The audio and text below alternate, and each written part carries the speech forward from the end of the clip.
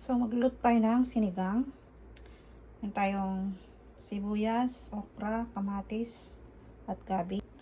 Meron naman tayong sitaw at saka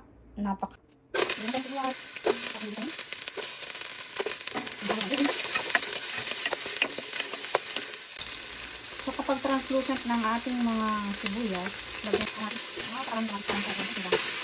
lang sa ating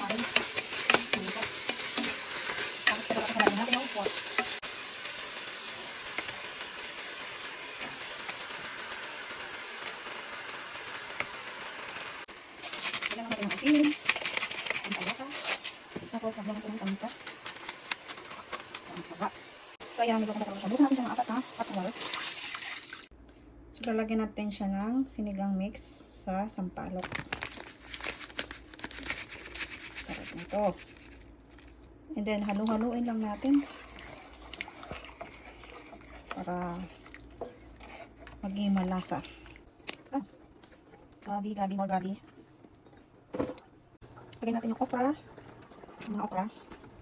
Tapos, lagyan natin itong mga gulay, sitaw and mga cabbage. Yun na, napakadaming gulay. Malapit na siya maluto.